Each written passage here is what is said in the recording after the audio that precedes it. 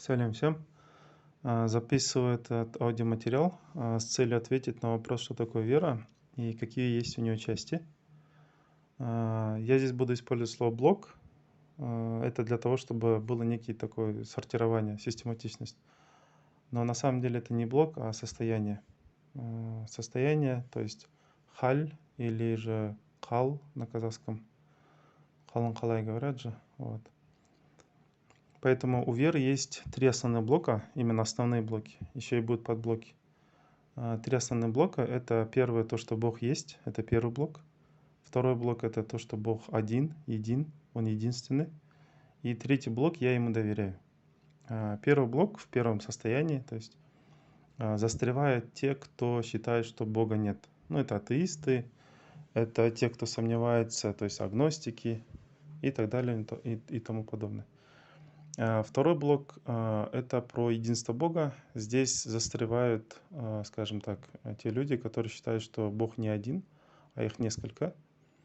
Или же те люди, которые, как вам сказать, ну, у кого вера учит, что есть несколько богов. Вот. И третий блок — я ему доверяю. Вот у многих людей первые два блока, то есть у многих верующих людей первые два блока, в принципе, не вызывают больших проблем. Но проблемы большие начинаются с третьего блока. Я ему доверяю. То есть большинство людей, именно верующих, не совсем доверяют Богу. Не совсем доверяют, и это видно потому, что многие отношения, ну, у многих верующих людей отношения с Богом, они потребительские. То есть они на самом деле не Бога ищут, они ищут те вещи, которые хотели получить у Бога.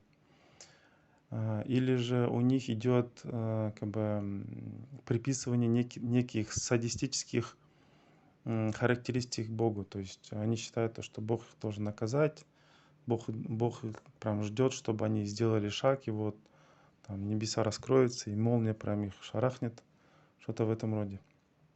Вот. И этот третий блок, он состоит из подблоков, там есть три блока, и каждый блок я сейчас буду разбирать детально. И будет ясно, почему люди именно как бы страдают от того, что у них нет доверия Богу. Вот именно блок «Я доверяю Богу», он состоит из трех тоже частей, из трех блоков.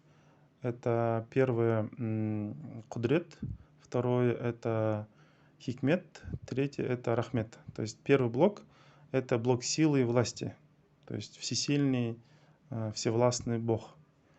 Второй блок хикмет — это безграничная мудрость Бога. И третий блок рахмет — это безграничное милосердие, милость, доброта и мягкость Бога. И на первом блоке застревают те люди, у которых вера, она ассоциируется с чем-то принудительным.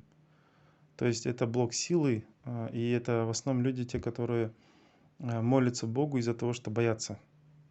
Из-за того, что боятся, из-за того, что вынуждены молиться, из-за того, что им это навязано, из-за того, что есть какие-то вынуждающие обстоятельства помолиться. То есть, например, у человека авария какая-то случилась или какие-то трудности в жизни пошли, он начинает молиться Богу. То есть он на самом деле не доверяет Богу, но просто знает, что Бог всесильный, он это признает, и в случае проблемы сразу бежит к Богу.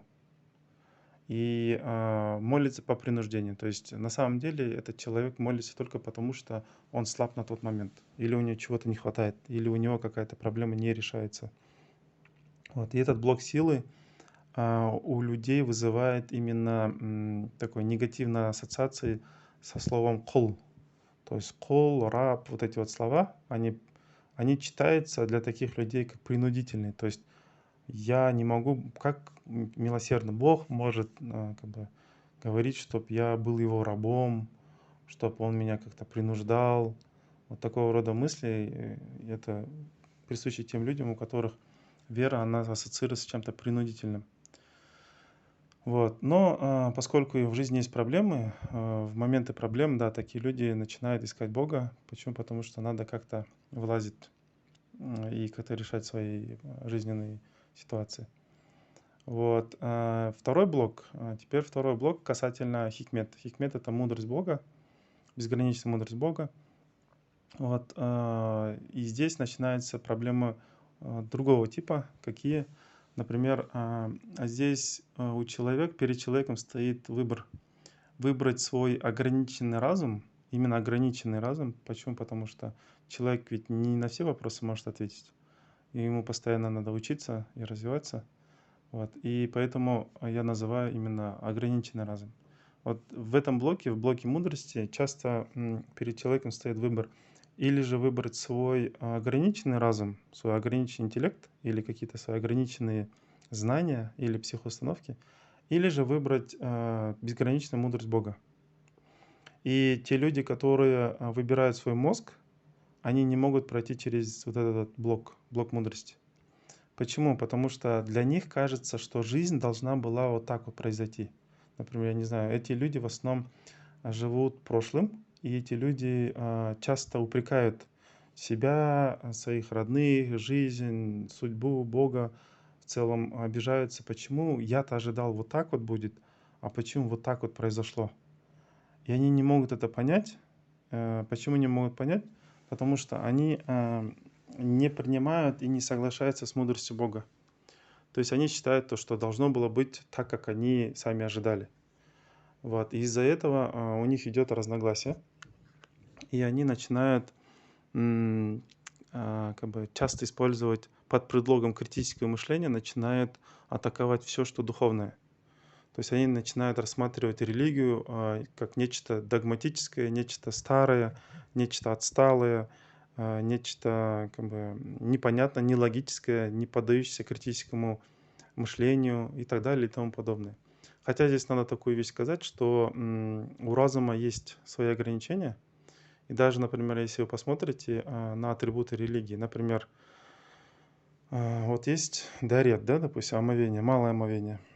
И если посмотреть на малое омовение, это всего лишь один элемент религии.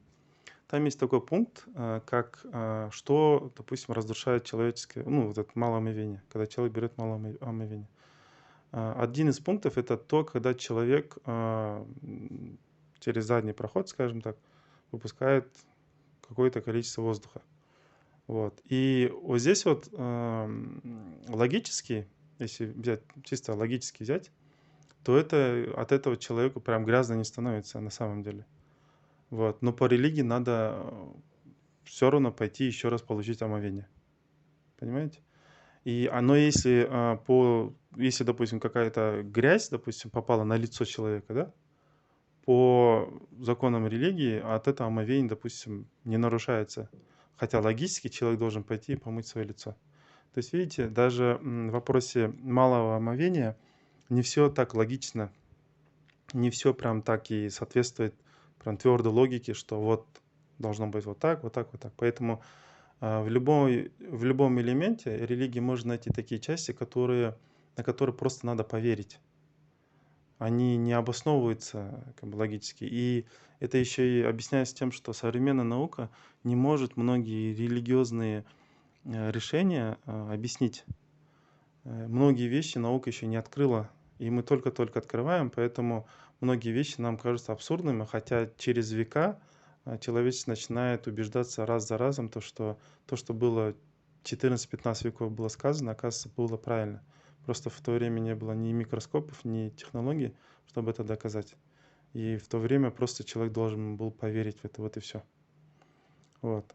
А современный человек, он все-таки, у него больше технологического вооружения, поэтому может убедиться, что в религии, в принципе, нету каких-то разногласий. Это первое. Второе. Хотелось бы здесь рассказать вам одну историю, и позже я как бы еще больше начну объяснять касательно разума, касательно его проблем. Есть такая история, когда был один человек некий, оказывается, и у него родился сын, и этот сын начал расти, в общем, вырос до какого-то возраста, и надо было выбирать профессию. И тогда он решил прийти к имаму и спросить у него. Ну, в то время мамы занимались как бы профориентацией тоже. Он приходит, приводит своего ребенка и спрашивает: вот, имам, скажи, пожалуйста, что должен мой сын как бы обучаться, чему обучаться, что он должен делать.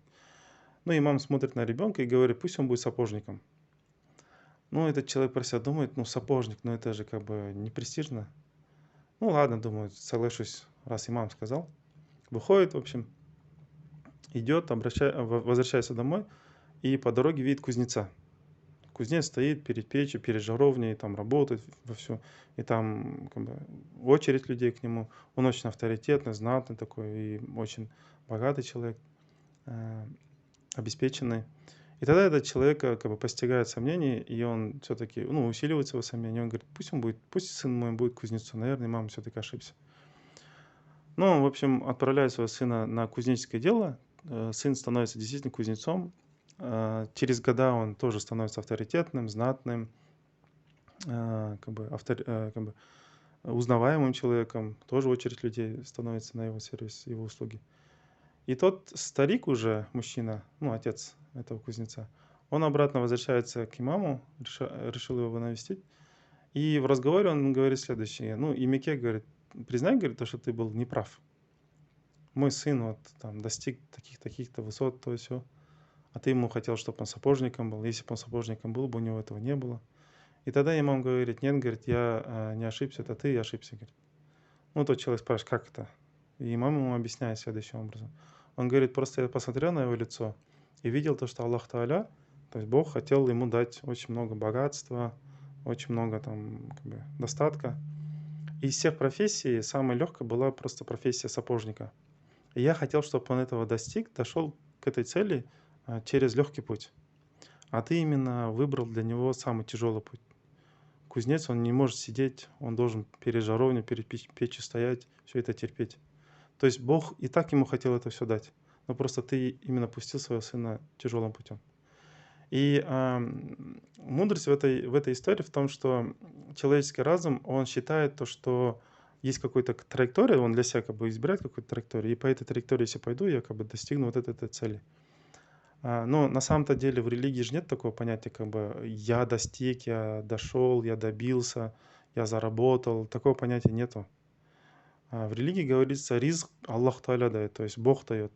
Вы можете только получать. Поэтому будьте готовы именно получать. И то, что человек будет богатым или знатным, или то все, это как бы уже есть.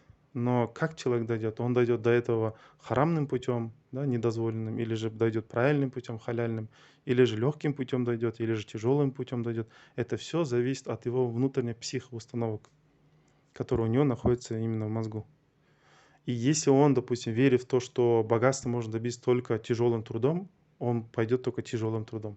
Если он верит в то, что богатство можно дойти менее трудным путем, более легким путем, более халяльным путем, он дойдет до этого богатства тоже халяльным путем и более легким путем. То есть это все зависит от того, как он воспринимает мир.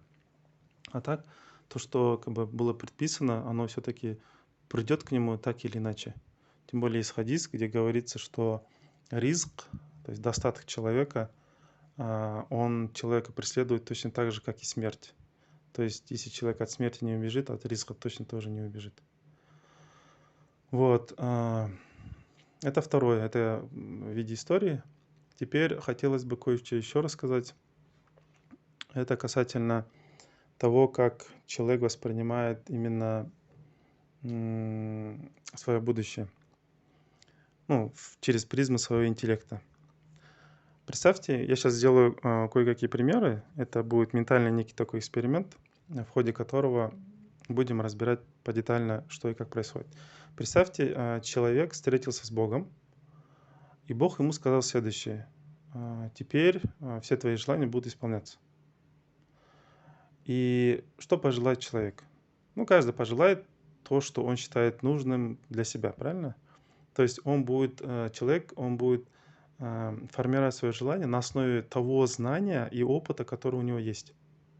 Из всего того, что он знает, он, наверное, попросит самое лучшее, что он знает на тот момент.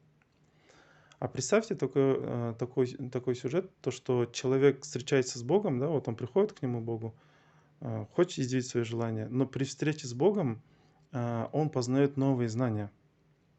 То есть, когда вы, допустим, встречаетесь с каким-то более развитым человеком, да, допустим, очень богатым, очень успешным человеком, вы чему-то от него учитесь. Бывает, вы смотрите на его походку, бывает, вы смотрите на его взгляд, на его одежду, на его слово, да, допустим, и вы автоматически учитесь.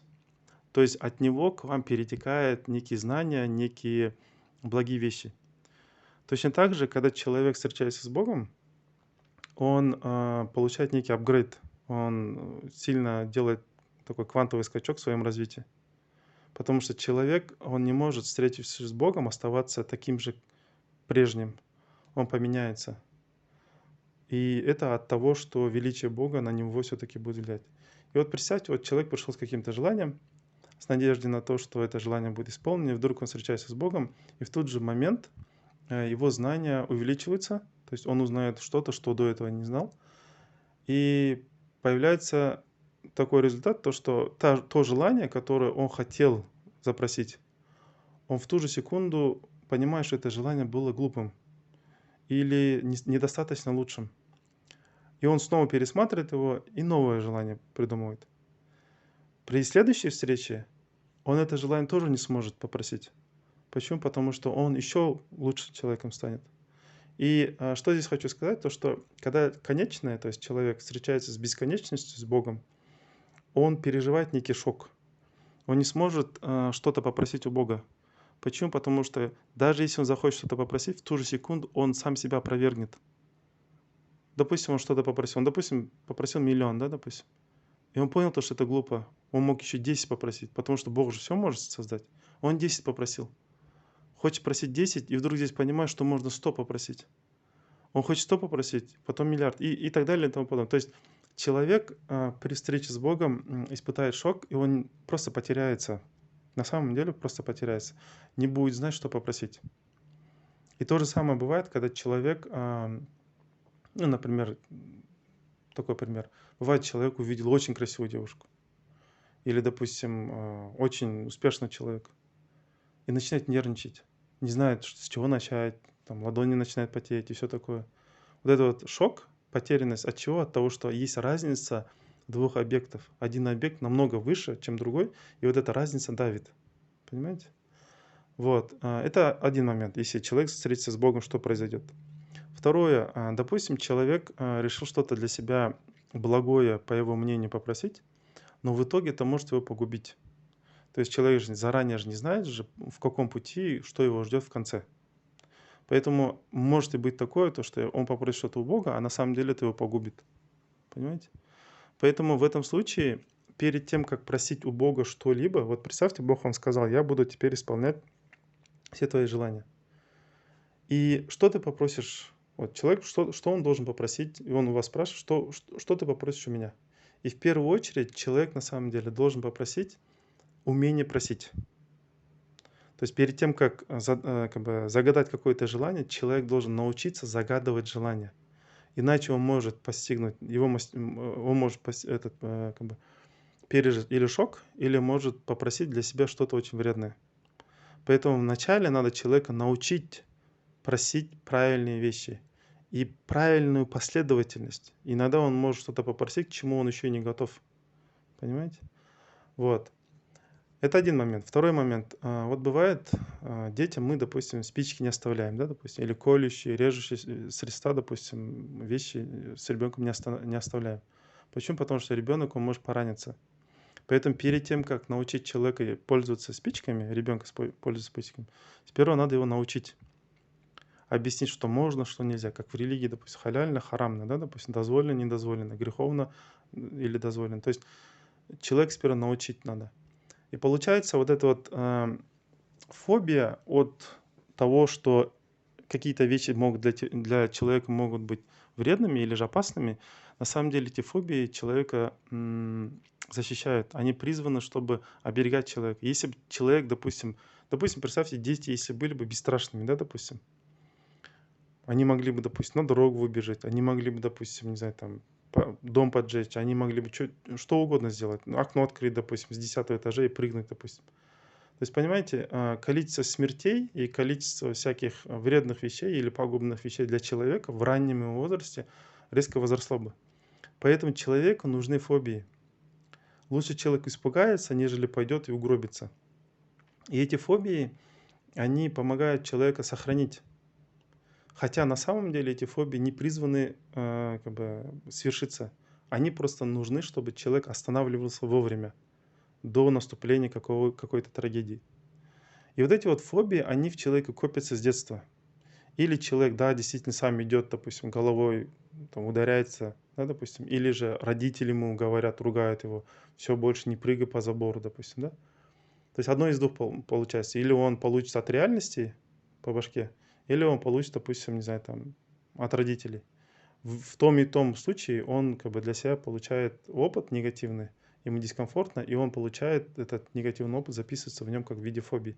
И вот эти фобии, они копятся в человеке. И вот эти фобии, наш мозг, человеческий мозг, рассматривая эти фобии, он ведет статистический некий такой анализ и смотрит на прошлое, и, допустим, из 100%, из 100 случаев 80 человек падал, допустим, да, то человек делает некий такой прогноз, что следующие 100% тоже будут такие же.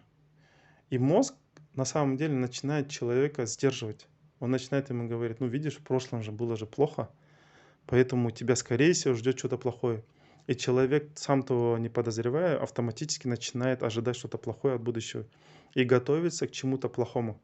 Вот здесь вот очень важный момент. Человек, если он интеллектом начинает анализировать свое прошлое, он автоматически готовится к чему-то плохому. И в психологии есть такой момент. Чувство страха примерно 18-19 раз сильнее, нежели чувство надежды. То есть, понимаете, человек в 18 раз больше помнит те страшные моменты, нежели те моменты, которые были хорошие в его прошлом. Вот. А хотя эти фобии, они были призваны человека научить просить правильные вещи. То есть, понимаете, на самом деле Бог человека готовит к тому моменту, когда он встретится со своим созданием, и создание начнет у него просить некие вещи. И Бог хотел бы эти вещи, чтобы как бы, исполнялись. Но до этого момента надо человека научить правильным вещам, чтобы он правильные вещи просил. Поэтому вот эти вот фобии, они результат некого негативного или же какого-то неприятного опыта в прошлом. Но этот неприятный опыт в прошлом произошел с целью того, чтобы человек научился разбираться, что просить для себя полезное и что не просить для себя пагубное. Понимаете? Вот. Но человеческий мозг воспринимает это так, что надо готовить к чему-то плохому. Хотя Бог на самом деле его готовит к чему-то хорошему. И вот здесь вот разница в том, что разница между ограниченным разумом человека и безграничной мудростью Бога. Разум говорит, тебя ждет что-то плохое. А мудрость Бога говорит, перед тем, как встретиться со мной, узнай себя. Постигни некоторые там негативные или там неприятные моменты своей жизни и пойми, что для тебя вредно, а что для тебя полезно. И с этим знанием приходи ко мне и спроси у меня то, что для тебя действительно нужно и полезно. Понимаете? Иначе человек может или же в шок упасть, или может нечаянно попросить для себя что-нибудь очень вредное. Вот, поэтому вот этот второй блок, именно хикмет, то есть мудрость Бога, многие люди, они застревают, то есть верующие многие люди застревают в этом блоке тогда, когда не могут понять, почему в его жизни что-то плохое произошло. И из-за этого у таких людей есть только один блок, блок силы, блок власти, и эти люди в основном молятся Богу по принуждению. А хотя на самом деле они не хотели бы молиться Богу, если бы у них была бы сила, если бы у них не было бы их слабости. Вот. Но если человек, то есть у верующего человека все-таки получается выбрать не свой ограниченный ум, а безграничный именно мудрость Бога, то человек проходит на третий блок, именно блок рахмет, то есть блок милосердия, и в этом блоке человек начинает растворяться. То есть на все, что он смотрит, он видит милосердие, милость Бога, доброту Его, и вот эта доброта начинает растворять его твердое эго. То есть человек растворяется как сахар в воде. И в его жизни ничего твердого, ничего такого абразивного или же неприятного не остается. То есть он перестает испытывать боль. Он перестает испытывать душевные вот эти смятения. Он перестает, как бы сказать, постоянно метаться от одного к другому. И у него вот это внутреннее миротворение происходит. То есть его душа успокаивается. Его душа успокаивается, все его обиды растворяются, все его страхи растворяются, все, что негативно, оно растворяется. Да, он может испытать боль. я ничего не говорю, но здесь эта боль его не сносит. От этого он не падает, не умирает. От этого в депрессию он не входит. То есть он понимает, что некий негативный опыт, в этом опыте есть некая мудрость. И он эту мудрость легко впитывает. Этот негативный опыт не успевает превратиться в его душе в некую обиду. И все, что с ним происходит, он уже как бы во благо превращает. Даже если судьба ему, допустим, кидает некие такие камни в его сторону, он просто берет эти камни с помощью милости Бога, превращает в некие кирпичи и начинает строить свое будущее. Понимаете? Вот, поэтому первый блок, первый блок это Бог есть, второй блок это Бог един, третий блок я ему доверяю. Я ему доверяю состоит из силы и власти Бога, потом мудрости Бога, потом милосердия Бога.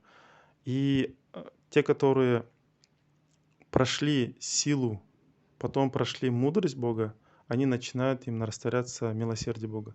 Если человек соберет все эти три блока и начинает доверять Богу полностью, тогда открывается четвертый скрытый блок.